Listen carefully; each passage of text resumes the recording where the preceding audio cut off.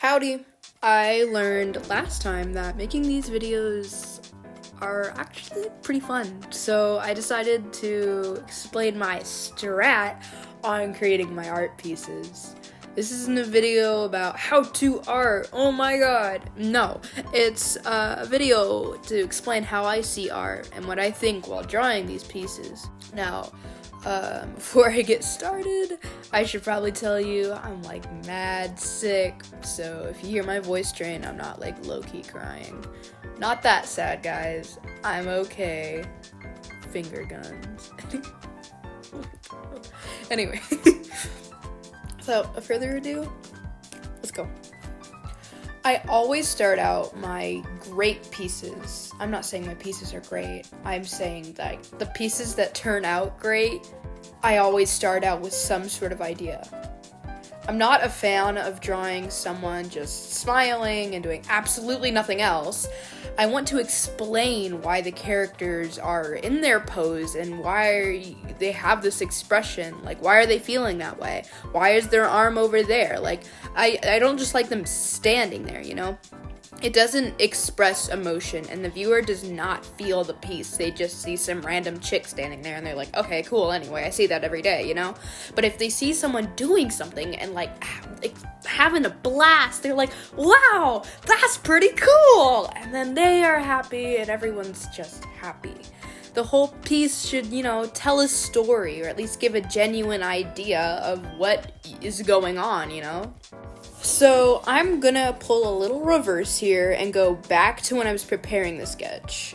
I always make sure my sketch looks exactly how I want my line art. Sometimes I'll do 2 sketches because the original is just way too, you know, sketchy, so my anxiety is way too bad to get a lazy sketch and just do line art. I don't understand how people do that. Oh my god.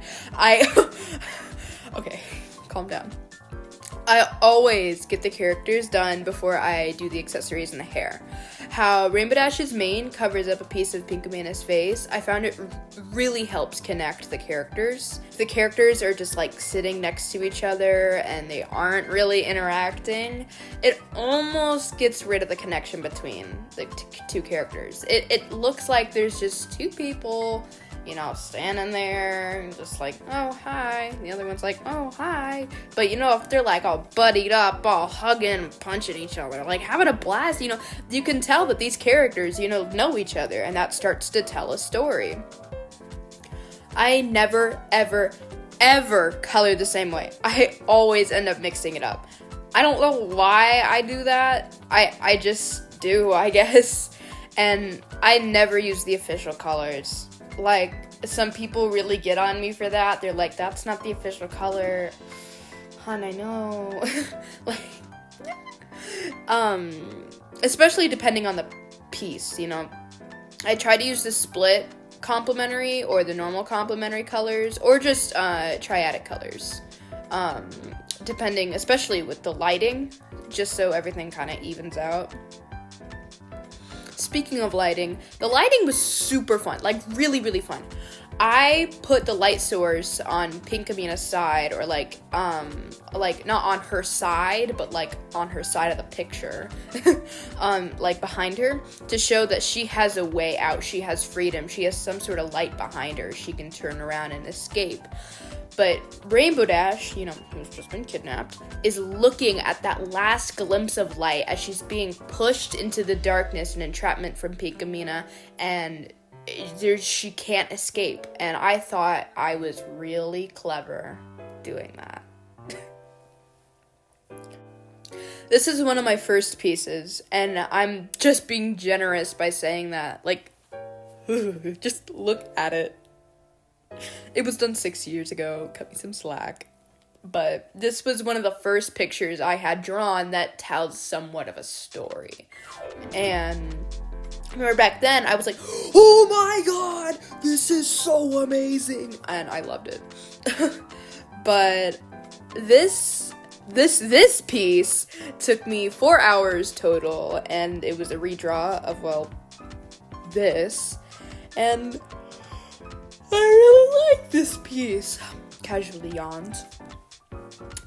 It's not too bright or too dark, which is something I really struggle with. If the drawing is way too glowy or it's just hidden in the shadows, it's something I always struggle with.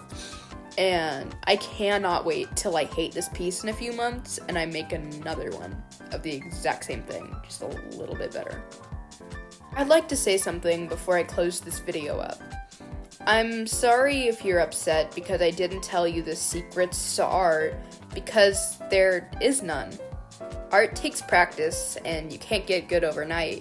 If you can't accept that and you go to the lengths of tracing or stealing art, I recommend you keep trying to do art to get where you want, or just get a new hobby. That being said, practice. Ask for help, tips, reference. Just do everything except for steal. Do not steal. Oh my god. You can do everything in art except for stealing. There is no limitations unless you're stealing. Reference the hell out of something if you want. Just don't straight up steal. Oh my god. How you want your art to look is up to you, not anybody else. Don't feel pressured to change your art style to match someone else's because you think it might make your art look better. Just keep trying, okay? You got this. If you need or want any help whatsoever with your drawing, I would be happy to explain it to you, but I won't do it for you because you will never get better without working for it. But that is all for today.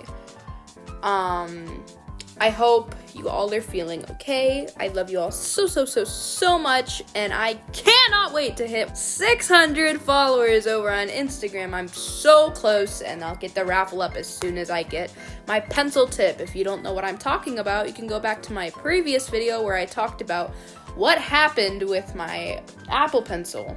So you should go check that out if you haven't.